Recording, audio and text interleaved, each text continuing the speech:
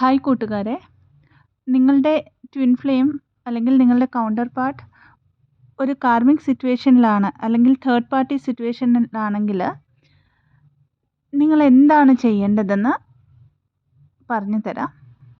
ആദ്യത്തെ കാര്യം, എന്തുകൊണ്ടാണ് ഇങ്ങനെ സംഭവിക്കുന്നത്, ഇതെങ്ങനെ തിരുത്താം അല്ലെങ്കിൽ ഈ ഒരു സിറ്റുവേഷനെ എങ്ങനെ കൺട്രോൾ ചെയ്യാം എന്നൊന്നും ആലോചിക്കാതെ ഈ സിറ്റുവേഷനെ ആസ് ഇറ്റ് ഈസ് ആയിട്ട് അക്സെപ്റ്റ് ചെയ്യുക എന്നുള്ളതാണ്. രണ്ടാമത്തെ കാര്യം വന്നിട്ട്,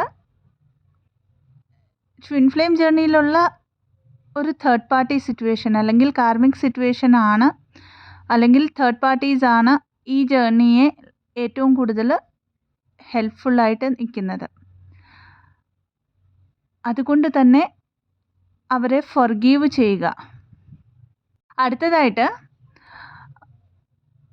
നിങ്ങൾക്ക് ആ തേർഡ് പാർട്ടിയെക്കുറിച്ച് ആലോചിക്കുമ്പം തോന്നുന്ന ഒരു ഫീലിംഗ് കാണും. അത് ദേഷ്യമാണോ, ജലസിയാണോ,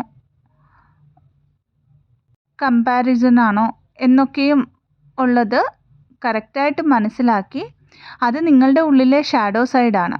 അപ്പോൾ അതിനെ ഹീൽ ചെയ്യുക. തേർഡ് പാർട്ടി എന്ന് പറയുന്നത് ഒരു ഇല്യൂഷൻ ആണെന്ന് മനസ്സിലാക്കുക. നിങ്ങളുടെ ട്വിന്നിന് ഒരു ലെസൺ പഠിപ്പിക്കാനായിട്ട് കാർമിക് ബാഗേജ് ഉള്ളത്രയും നാൾ, അതായത് ആ സോളുമായിട്ട് നമ്മുടെ സോളിന്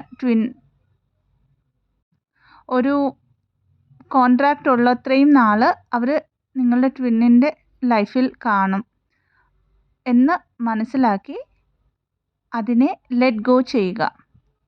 അടുത്തതായിട്ട്, നിങ്ങൾ നിങ്ങളുടെ പവറിനെ ടേക്ക് ബാക്ക് ചെയ്യുക. അതായത് പലരും ചെയ്യുന്ന ഒരു കാര്യമാണ് അവരുടെ സോഷ്യൽ മീഡിയയൊക്കെ സ്റ്റോക്ക് ചെയ്യുക, അവരുടെ ഫോട്ടോസ് കാണുക, പിന്നെയും പിന്നെയും ആ പെയിനിലേക്ക് പോകുക എന്നുള്ളതൊക്കെ. അപ്പോൾ കാർമിക് സിറ്റുവേഷനിലാണ് ട്വിൻ ഫ്ലെയിം എങ്കിൽ ഇവിടെ നിങ്ങൾ അവരെക്കുറിച്ച് ആലോചിക്കുമ്പോൾ, അവരുടെ ഫോട്ടോസൊക്കെയും സ്റ്റോക്ക് ചെയ്യുമ്പോൾ, അല്ലെങ്കിൽ ഇതിനെ എങ്ങനെ കൺട്രോൾ ചെയ്യാം എന്നൊക്കെ ആലോചിക്കുമ്പോൾ, നിങ്ങൾ ഹീലായിക്കൊണ്ട് ഇരിക്കുന്ന ആ ഒരു എനർജി, അത്രയും പവർഫുള്ളായിട്ടുള്ള എനർജി അവർക്ക് കൊടുക്കുകയാണ് ചെയ്യുന്നത്. സോ ഈ എനർജിയെ നിങ്ങളുടെ സെൽഫ് ഗ്രോത്തിനായിട്ട് ഉപയോഗിക്കുക. ഇവരെ ടോട്ടലായിട്ട് ലെറ്റ് ഗോ ചെയ്യുക. കാരണം എനർജറ്റിക്കലി പോലും നിങ്ങൾ നിങ്ങളുടെ ട്വിന്നിനെ കുറിച്ച് കൂടുതലായിട്ട് ആലോചിക്കാതെ ആ എനർജിയെ നിങ്ങളിലേക്ക് കൊടുക്കുമ്പോൾ മാത്രമാണ് നിങ്ങളുടെ ട്വിന്നിനും അവിടെ ഒരു എനർജറ്റിക്കലി ഒരു വോയിഡ് മനസ്സിലാവുന്നത്, അതായത് ഒരു മിസ്സിങ് എനർജി വരുന്നതും നിങ്ങളുടെ വാല്യൂ എന്താണെന്ന് അവർക്ക് മനസ്സിലാകുന്നതും. അപ്പോൾ ആ ഒരു ചാൻസ് കൊടുക്കേണ്ടത് നിങ്ങൾ തന്നെയാണ്. അപ്പോൾ അടുത്തതായിട്ട്, എല്ലായ്പ്പോഴും സെൽഫ് ലവിലിരിക്കാൻ ശ്രമിക്കുക. അടുത്തതായിട്ട്, നമ്മുടെ ലൈഫിൽ ഏതെങ്കിലും കാർമിക് സിറ്റുവേഷൻസ് നമ്മൾ സ്റ്റിൽ ഹോൾഡ് ചെയ്യുന്നുണ്ടോ എന്ന് നോക്കുക. കാരണം പലപ്പോഴും നമ്മൾ ഫിസിക്കൽ വേൾഡിൽ കാർമിക്സിനെയൊക്കെ റിലീസ് ചെയ്ത് കാണും, എന്നാൽ എനർജറ്റിക്കലി എവിടെയൊക്കെയോ അവരെക്കുറിച്ച് ആലോചിക്കുന്നുണ്ടായിരിക്കാം.